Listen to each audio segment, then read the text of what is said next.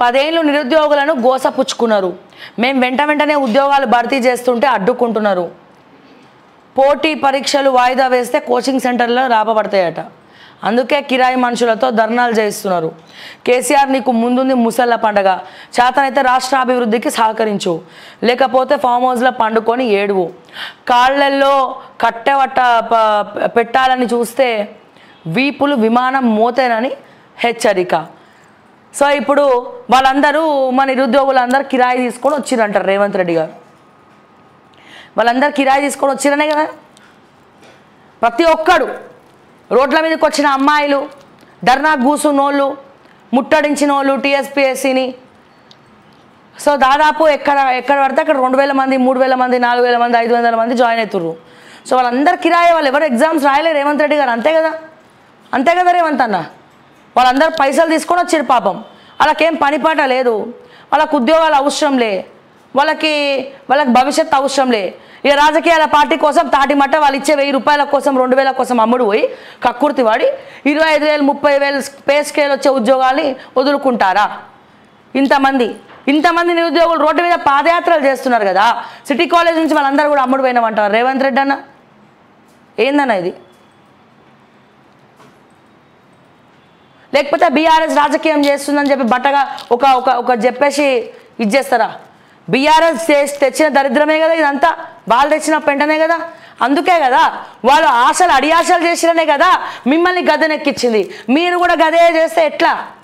ఎవరికి చెప్పుకోవాలి వాళ్ళ బాధ?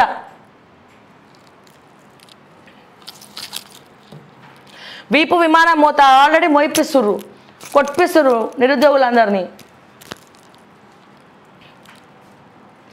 గత ప్రభుత్వం 10 ఏళ్ళు ఉద్యోగాలు భర్తీ చేయకుండా, పోటీ పరీక్షలు పెట్టకుండా నిరుద్యోగుల జీవితాలతో ఆడుకుంది. ఇప్పటికే నిరుద్యోగులు ఏండ్ల తరబడి హైదరాబాద్లో ఉండి పోటీ పరీక్షలకు ప్రిపేర్ అయ్యారు.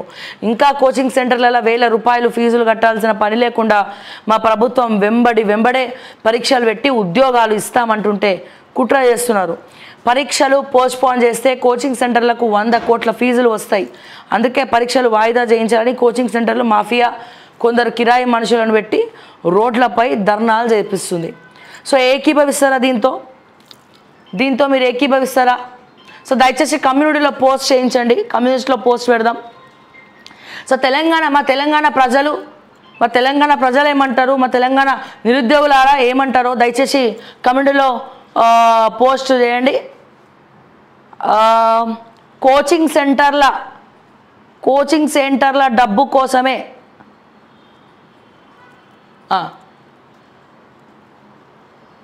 కాంగ్రెస్ ప్రభుత్వం, మా ప్రభుత్వం వెంబడే పరీక్షలు పెట్టి ఉద్యోగాలు ఇస్తామంటే కోచింగ్ సెంటర్లు కుట్ర చేసి కిరాయి వాళ్ళని పెట్టిండ్రు.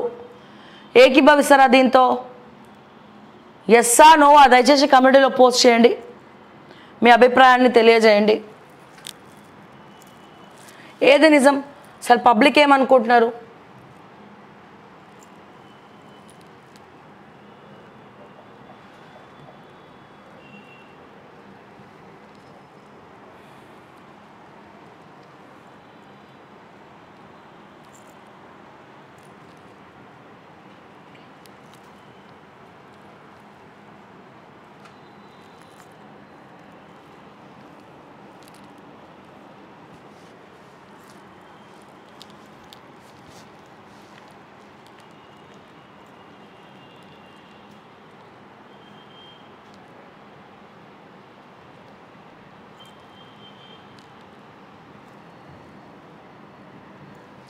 సో దయచేసి కమ్యూనిటీలో పోస్ట్ చేయండి.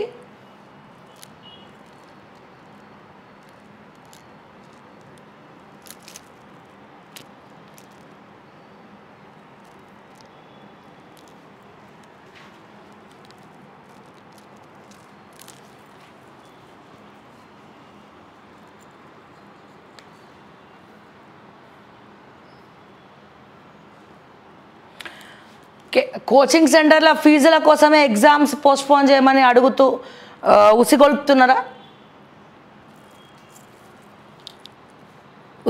అంటున్నారు రేవంత్ రెడ్డి. ఇగో ఇక్కడ చూద్దాం. ఇక కృష్ణ అర్జున్ అని చెప్పి వీళ్ళు మాట్లాడుకుంటూ ఉంటారు కదా, బావ మరుదులు ఏందేందో ట్రోల్ అవుతూ ఉంటుంది. మళ్ళీ ప్రెస్ మీట్ పెట్టారు. ఫిరాయింపులపై మేము చేసింది తప్పే, బీఆర్ఎస్లో చేరిన ఎమ్మెల్యేలో 10 మంది ఓడిండ్రు. హరీష్ రావు ప్రజలకు దూరమైనందునే ఓడిపోయామని చెప్పి కమెంట్. ఢిల్లీలో కేటీఆర్తో కలిసి రిపోర్టర్లతో చిట్చాట్. ఓటమికి జనాలను నిందించలేం, మా వైఖరే మారాలి కేటీఆర్. ఫిరాయింపులపై రాష్ట్రపతిని కలుస్తామని వెల్లడి. ఇప్పుడు బుద్ధొచ్చిందా కేటీఆర్? ఇప్పుడు బుద్ధొచ్చిందా హరీష్ రావు? ఎప్పటి నుంచో మొత్తుకుంటా ఉన్నాం, 6 నెలల నుంచి మొత్తుకుంటా ఉన్నాం, మీ తప్పు ఒప్పుకోండి, పబ్లిక్ మర్చిపోతారు అని చెప్పి. తప్పు ఎస్, మేము ప్రజలకు దూరమైనాం, మా అహంకారమే మా ఓటమికి కారణం, మేము చేసిన పేపర్ లీకేజ్లే మా ఓటమికి కారణం అని ఒక్క లైన్ ఒప్పుకోకుండా మీరు 6 నెలల నుంచి ప్రజలదే తప్పు, ప్రజాస్వామ్యంకి ముప్పు, ప్రజలదే తప్పు, ప్రజాస్వామ్యంకి ముప్పు అని చెప్పి మాట్లాడుకుంటూ వచ్చారు. ఈ ముఖ్యేదో అప్పుడే చెప్తే అయిపోయేది కదా.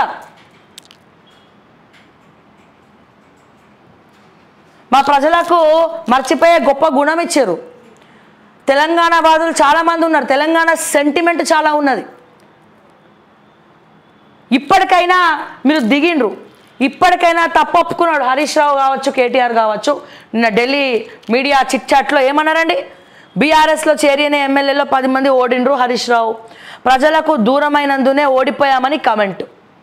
ప్రజలకు దూరమైనందునే ఓడిపోయామని కమెంట్. కేవలం మీరు మాత్రమే కాదు, ఏ